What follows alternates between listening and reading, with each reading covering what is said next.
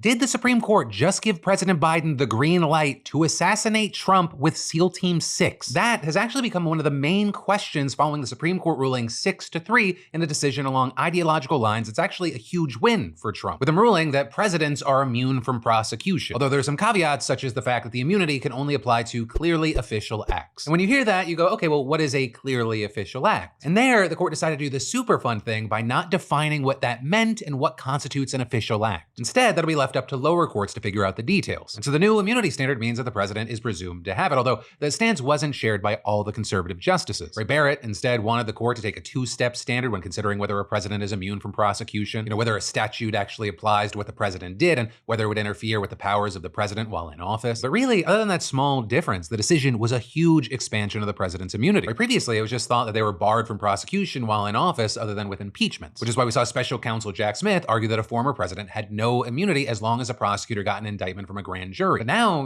former presidents have a huge shield against prosecution, and the bar for overcoming it is really high, because you'd need to show that what the president did wasn't a clearly official act. And what's big and wild here is that this is just the second decision today that could affect Trump's prosecution, because before they dropped this decision, the court had handed down a ruling that severely narrowed the scope of an obstruction law that prosecutors were sometimes using to go after January 6 insurrectionists. With that also being a 6-3 decision, but with a twist, because Jackson voted with the conservatives while Barrett voted with the liberals. And so another question with all this is, taken together, what does this mean for the case against Trump? And there, well, it doesn't completely kill it. First off, the court rejected his arguments that only presidents who were impeached and removed from office could be prosecuted. So instead, the presidential immunity case will likely result in Trump and Smith arguing to lower courts over whether Trump's actions to appoint fake electors to hand him the 2020 presidential election was an official act. Also, even before the court made their obstruction ruling, Smith was arguing that Trump's efforts to send fake electors, that clearly falls under evidence tampering sections of the obstruction law, which arguably fall under the court's narrow view of the law. As you'd expect with all this, we have seen a lot of reactions to the news. Trump himself feeling that the court's decision, quote, should end all of crooked Joe Biden's witch hunts against me, including the New York hoaxes, the Manhattan scam cooked up by Soros-backed DA Alvin Bragg, racist New York Attorney General Tish James's shameless attack on the amazing business that I have built,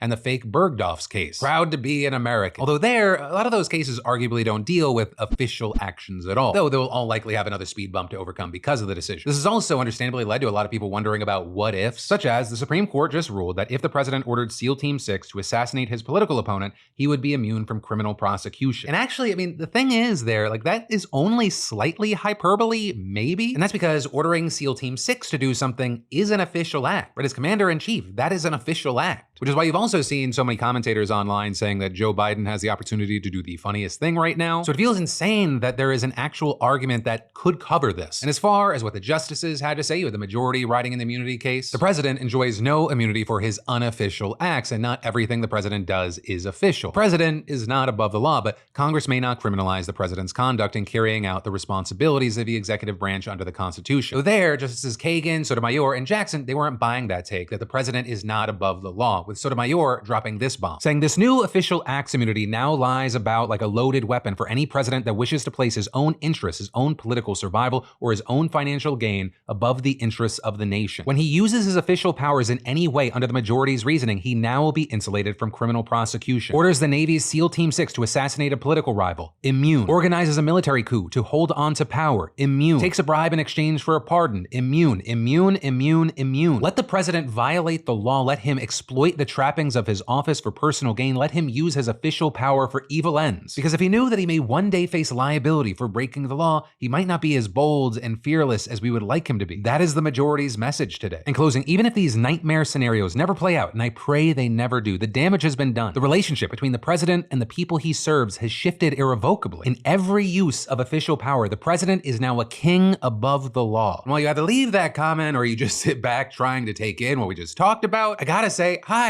welcome back to the Philip DeFranco Show. You daily dive into the news, and we have a huge show today because so much has happened today, so much happened over the weekend that we just have to talk about. Which on that note, there's a lot more, so let's just jump into it. This is a news show.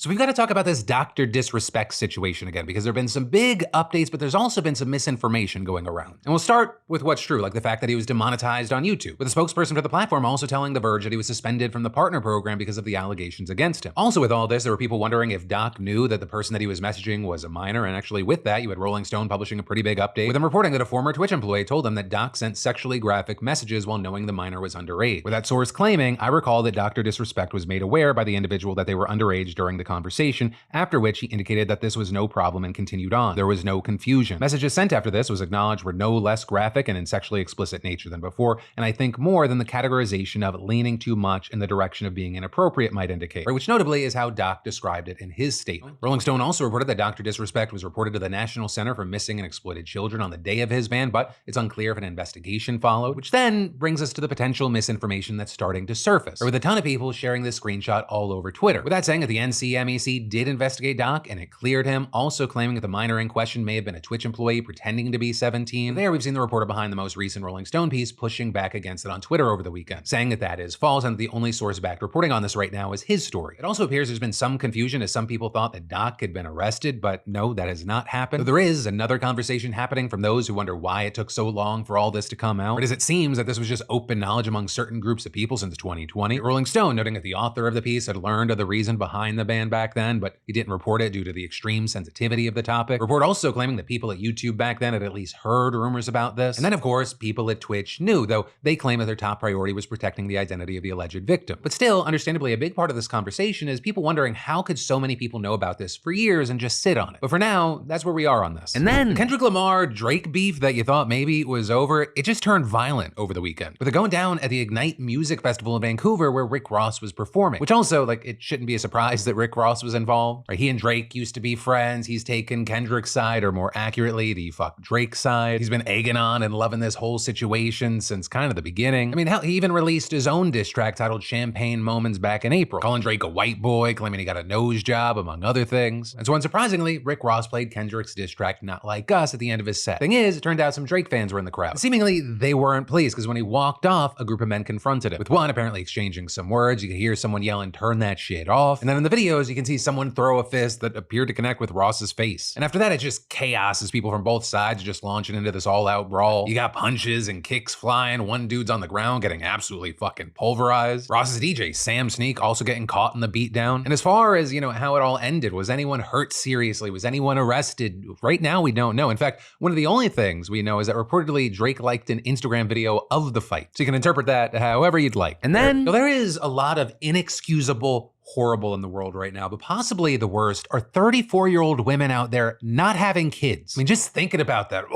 I get nauseous. That is pretty much the gist of a recent op-ed in Newsweek that took aim at Taylor Swift and has garnered a lot of attention. It's called Taylor Swift is Not a Good Role Model, and it starts by acknowledging her many successes, but it then quickly transitions to say, at 34, Swift remains unmarried and childless, a fact that some might argue is irrelevant to her status as a role model. But I suggest it's crucial to consider what kind of example this sets for young girls. A role model, by definition, is someone worthy of imitation. While Swift's musical talent and business acumen are certainly admirable, even laudable, we must ask if her personal life choices are ones we want our sisters and daughters to emulate. This might sound like pearl-clutching preaching, but it's a concern rooted in sound reasoning. And the sound reasoning provided is a list of her exes, with the author questioning if she should be promoting this, quote, revolving door of men or encouraging something more wholesome. Saying, would any loving parent reading this want their daughter to date 12 different men in the span of just a few years? This is not an attack on Swift, it's a valid question that is worth asking. Which I will say, just like having read through this, I was wondering how many times the author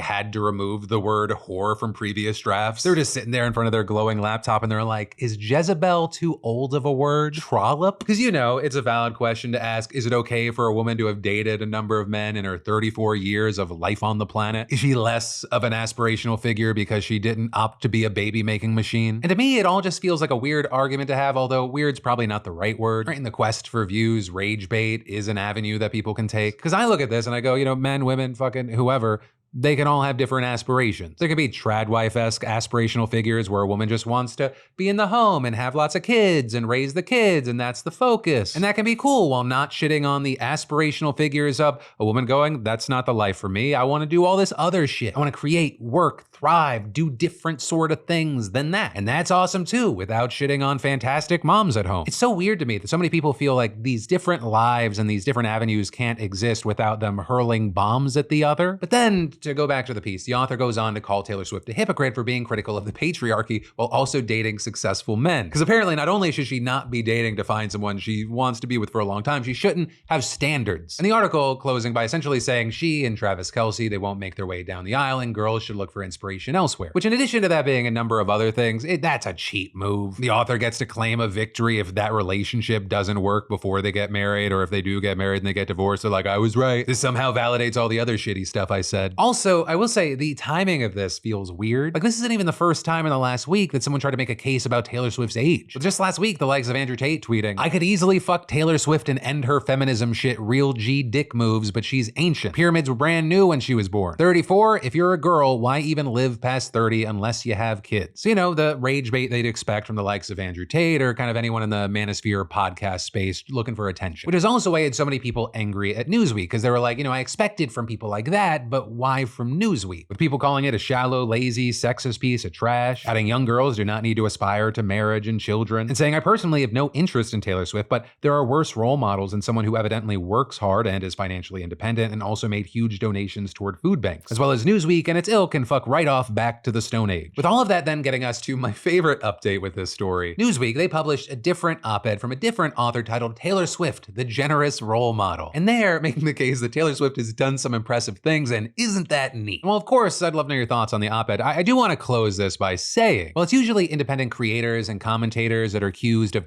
rage baiting and clout farming and all that bullshit. And also, it's oftentimes true. Mainstream outlets like Newsweek and so many others, they are guilty of the same thing. They don't care why you're on the site reading, they just want you on the site reading. If you love the op-ed, fantastic, click an ad. If you hate the op-ed, hey, maybe accidentally click the ad. It's not a new tactic, it's just now everywhere and on overdrive. And it's really gotten to the point that wherever I look online, I never know if someone actually believes the shit that they're saying or putting out there, or they're just trying to get attention. And the two dueling op-eds with this Taylor Swift situation, it just seems like a transparent example of all that. And then, have you ever tried to break a bad habit and you just felt like you were climbing Everest in flip-flops? Yeah, me too. But here's a breath of fresh air from today's sponsor, Fume. Because it's not about giving up, but switching up. And Fume takes your habit and simply makes it better, healthier, and a whole lot more enjoyable. No artificial flavors, nasty chemicals, or batteries are involved. And it's founded on the flavor, fidget, and fixation principle, right? If you ingrain your good habit into everyday life, it makes healthy changes feel easier and less intrusive. It's a guilt-free alternative, and the fidgeter in me likes the movable parts and the magnets. You know, it's balanced just right to keep your fingers busy, which helps me with the anxieties that come with these types of changes. You can even adjust the airflow to your liking. It also tastes great, and they've got tons of flavors to choose from, which last 3 days a pop. Personally, I'm a huge fan of the new retro sweets flavors, especially the cinnamon hearts. They're tasty, exciting, and subtle, not overwhelming. And Fume has served over 300,000 customers, and you can be the next success story. Like, guys, if you are struggling with kicking bad habits, this is the product for you, seriously. Just go to tryfum.com/DeFranco and use code DeFranco to get your free gift with your journey pack. It's tryfum.com/DeFranco, code DeFranco. And then, y'all, this is big. Move over to Kill a Mockingbird, The Great Gatsby, Animal Farm. There is a new required school reading in town, and it is the Bible, right? Because you might have seen the news. Oklahoma's top education official is literally requiring public schools to teach the Bible. And not like in a roundabout, hush-tone secret way. With Superintendent of Public Instruction Ryan Walters proudly and publicly announcing the move. The Bible is a necessary historical document to teach our kids about the history of this country, to have a complete understanding of Western civilization, to have an understanding of the basis of our legal system, and is frankly, when we're talking about the Bible, one of the most foundational documents used for the Constitution and the birth of our country. Every teacher, every classroom in the state will have a Bible in the classroom and will be teaching from the Bible in the classroom to ensure that this historical understanding is there for every student in the state of Oklahoma in accordance with our academic standards and state law. But despite that very broad statement that every teacher will be teaching from the Bible, Walters has not provided any specifics on what this looks like in practice, which is especially notable because, like some other conservative states, Oklahoma already explicitly permits Bibles in classrooms and allows teachers to use them in instruction. But experts say that in those states, the Bible is generally used as a historical text or alongside other religious texts or literature. So it's unclear right now how that can be expanded in Oklahoma unless we're literally just talking about straight up teaching Sunday school lessons to public school kids. And this is the memo from Walters' office making this directive official also didn't really provide any clues, with him writing, "Effective immediately, all Oklahoma schools are required to incorporate the Bible, which includes the 10 Commandments, as an instructional support into the curriculum for students in 5th through 12th grade, explaining only that the Bible and the 10 Commandments will be referenced as an appropriate study of history, civilization, ethics, comparative religion, or the like, as well as for their substantial influence on our nation's founders and the foundational principles of our Constitution." And then, to just make matters even more confusing, in an interview with the New York Times, Walters said that the Bible would be tied to other subjects not mentioned in the memo, including math and science, with students being directed to study its influence on thinkers and ideas, with him then also seeming to contradict the grade-specific instruction outlined in his own memo, saying the Bible can also be taught in younger grades when applicable. But still, he refused to provide any more specifics. And despite his repeated failure to explain how teachers are supposed to actually implement this policy that's already in effect, he told NBC News that teachers who don't follow the mandate could lose their licenses, saying, "Any teacher that would knowingly, willfully disobey the law and disobey our standards, there are repercussions for that. So we deal with that on a case-by-case basis, but yes, teachers have to teach Oklahoma academic standards, and this is absolutely going to be part of them." But also, despite Walters' hardline stance, it's not even clear if he can legally do this for a number of different reasons. I mean, just at the very top level, it's totally unclear if he even has the power to do this in the first place, with the AP reporting that state law says individual school districts have the exclusive authority to decide on instruction, curriculum, reading lists, instructional materials, and textbooks. I mean, hell, you even had the office of Oklahoma's Republican Attorney General telling reporters there's no legal authority for a memo from the superintendent to require content. And then, of course, there's the very big question of whether this is even constitutional, because you've got tons of rights groups, legal experts, and other critics arguing this is a clear violation of the Constitution's Establishment Clause, which bans the government from establishing a religion, with many accusing Walters of abusing his power to impose Christian nationalist ideals and push his own religion on America's public schools, with there also some vowing to bring legal challenges against the move, and some speculating this could make its way up to the Supreme Court. But a really important thing there is that Walters isn't even pretending this is anything other than an attempt to get to the Supreme Court, with him literally telling NBC that he's confident this policy will prevail over legal challenges because of the justices appointed by Trump. And this notably as we've seen Christians imposing a number of different policies towing the line of separation of church and state and public schools in hopes that it'll go to the Supreme Court. I mean, just a few weeks ago, Louisiana became the first state to require the 10 Commandments to be posted in all public school classrooms. And I mean, this latest move from Oklahoma, it comes just days after the state Supreme Court struck down a proposal to create a publicly funded Catholic charter school. So really, everything that we're seeing here, it's just the beginning of the snowball effect. There is a long play that is happening here. We're just seeing the first steps. But then shifting gears, we gotta talk about the huge news coming out of France right now. Because after the first round of French elections, we saw the right-wing National Rally getting huge wins, with them getting over 33% of the vote, which was the highest of any single party. And in fact, it looks like President Emmanuel Macron's Ensemble Alliance actually came out on the bottom, with even the left-wing New Popular Front coalition getting 8% more votes than them. So this news, it shouldn't be completely surprising, right? I mean, these summer elections were called specifically because Macron's party took such a beating at the recent elections for the European Parliament. Though I gotta say, while it was expected that the National Rally was gonna do well,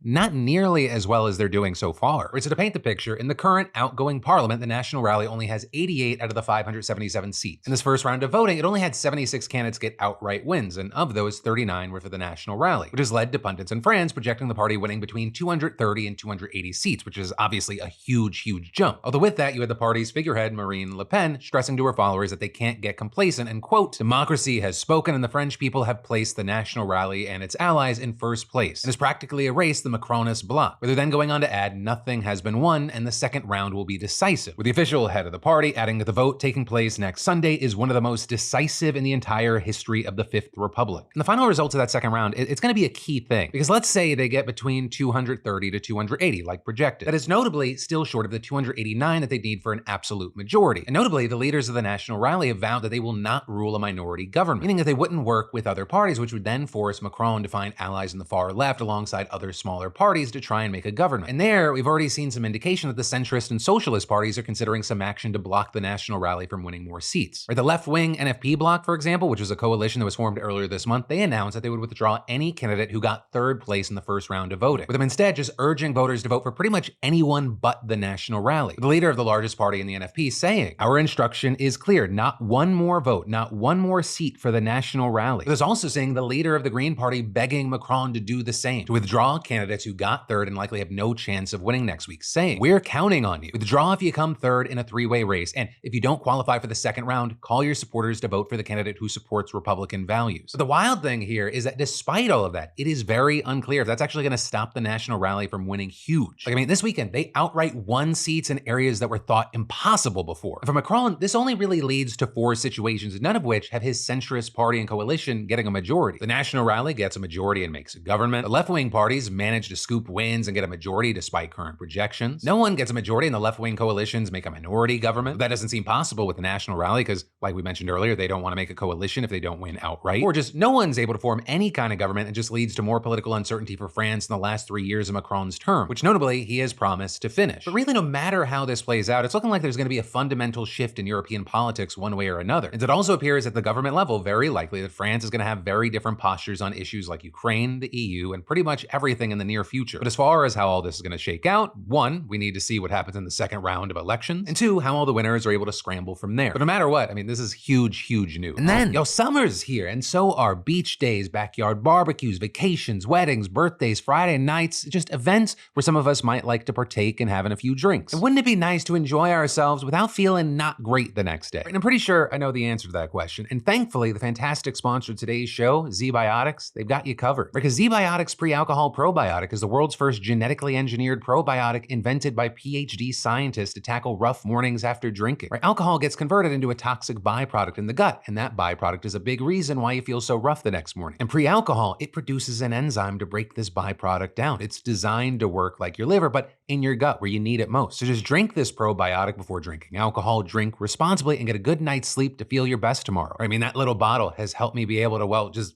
be me after a night out. Whether it be with our weekly trivia nights or I'm going to a game or whatever. Especially as summer's just full of activities that pair nicely with a refreshing drink. So stock up on pre-alcohol now and help yourself out. Just go to zbiotics.com/DeFranco and use code DeFranco to get 15% off your first order. That's zbiotics.com/DeFranco using code DeFranco at checkout for 15% off. And thanks ZBiotics for sponsoring this show. And then for this next deep dive, we have a very special guest. Me from the previous office. That's right, these shows have gotten so big, I have cloned myself. We need to talk about how Europe is getting ready for war, or at least the rest of Europe. Because obviously, war already came to the continent when Russia's occupation of eastern Ukraine and Crimea turned into a full-fledged invasion. But of course, the hope has been that Putin can be defeated there without any other countries becoming directly involved. And to that end, European allies have been sending weapons and dollars to the war front, not only to help Ukraine, but also to stop the war before it comes to them. But notably, at the same time, there are efforts underway to both build out a European-wide defense industry as well as recruit and, if necessary, conscript more soldiers. So in case they can't help Ukraine stop Russia, the rest of Europe will be ready to defend itself. And so with that, I don't want to spread some sort of World War III doom and gloom propaganda or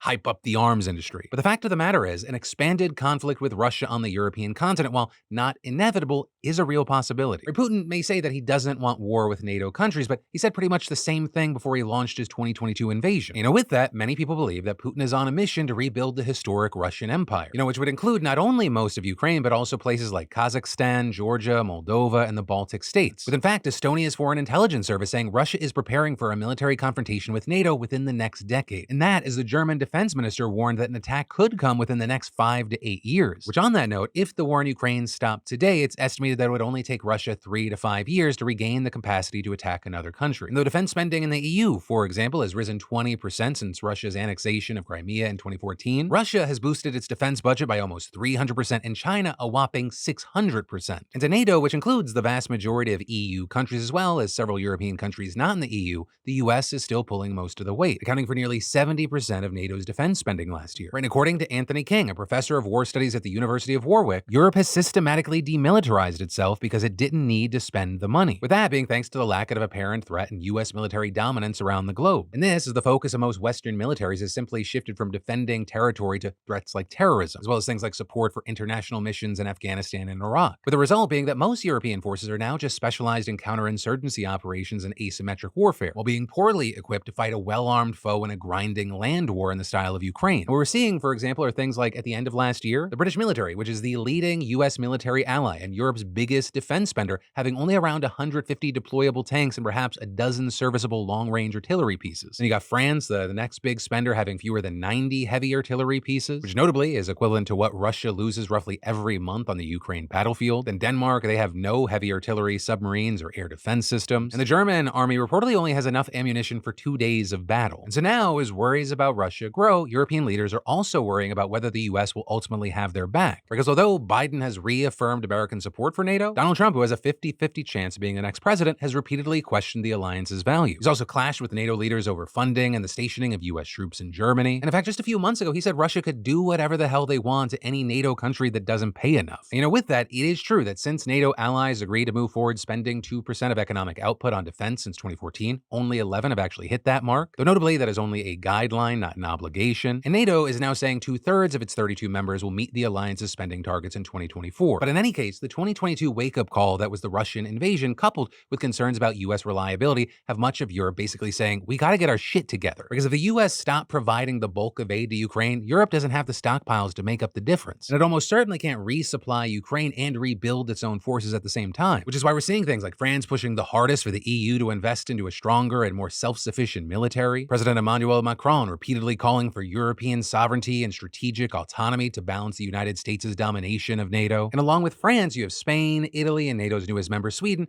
being among those arguing there should be greater investment in a homegrown European defense industry. And this has now essentially become the official position of the EU itself, with the European Commission publishing its first ever European defense industrial strategy back in March, a plan that would link hundreds of billions of euros in subsidies to requirements that European weapons makers from different countries work together. With that, the strategy also asks that countries spend half of their defense budgets on EU-based suppliers by 2030 and 60% by 2035. Because until now, 78% of the defense equipment acquired by EU members was bought from mostly outside the bloc, mostly from American arms makers. And so with all that, France and Germany have actually recently agreed to develop a new multi-billion-dollar battlefield tank, though that so-called tank of the future won't be operational until at least 2035. And so for now, all it's really done is shed light on the political and logistical challenges in the way of developing a coordinated and efficient European military machine. According to the New York Times, it was a 7-year effort to reach this agreement, and it was characterized by political infighting, industrial rivalry, and neglect, with one of the most notable disputes being about whether the tank's main gun should be the German-style 130mm version or the 140mm version developed by the French. And you've got Max Bergman, a program director at the Center for Strategic and International Studies, explaining to the Times, Europe has 27 military-industrial complexes, not just one. Even when they buy the same German tank, they build it in different ways so a national defense company can get a piece of it. So with that, Europe actually operates more than 5 times as many weapon systems as the United States does in categories like tanks, fighter jets, submarines, and munitions. So it becomes really difficult for the EU to ensure that equipment, parts, and ammunition are interchangeable across national borders. And so overall, some say this is the reason that the European industry can't compete with America's, and arguing that only a large operation can create the necessary economies of scale and produce enough arms to export to make the industry profitable. But even with this push by the EU government and the leaders of some member states, it's not totally clear that there's political will to do this, because it would likely mean that some smaller weapons makers would have to merge or close. And with that, countries closer to Russia, they're not taking any chances. Poland, for example, has spent a greater percentage of their GDP on defense than any other NATO country, purchasing hundreds of tanks, battle planes, helicopters, rocket launchers, and howitzers from the United States as well as South Korea. You also have other Central and East European countries buying American. But also, with everything we're talking about, this isn't necessarily a problem that you can just spend away either. The other big issue is the number of troops. Because while Ukraine is proof that a smaller force can challenge a power like Russia, the war has also shown that at a certain point, size does matter. With Ukraine's battered army still grappling with a growing troop shortage. Back in April, they had to lower the conscription age to get more soldiers. And when it comes to the rest of Europe, one Washington Post columnist claimed brawny Cold War-era militaries have been downsized to mini-me versions of their former selves. Highly professional, armed with the latest weaponry, but almost comically undermanned. And at the very least, there's some truth to that. Right at the end of the Cold War, for example, Germany's army had 500,000 men in the West and another 300,000 in the East. But now it is 180,000 personnel overall, and it's very similar for other European nations. From 1990 to 2015, Italy's battalion numbers fell by 67%, France's dropped by almost just as much, and British battalions were cut by around half. And now, despite efforts, it's been a struggle to get those numbers back up. Germany's military, for example, is getting older and smaller. The UK has failed to meet its recruitment targets at all training centers for the past 5 years. And France also missed its targets last year by around 2,000, right? Because it's not easy to recruit young people into a career that can sometimes be associated with a lot of constraints and not a lot of perks. And on top of that, you have experts like Vincenzo Bove, professor of political science at Warwick University, saying that civilians may be uninterested in military service because they don't share its overarching goals and purposes. And specifically saying to Euronews that the wars in Afghanistan and Iraq have left long-lasting negative attitudes towards the military, which is why with that, many countries are seriously considering conscription. conscription. In fact, Lithuania, Denmark, Sweden, Norway, Finland, Latvia, Austria, Greece, and Estonia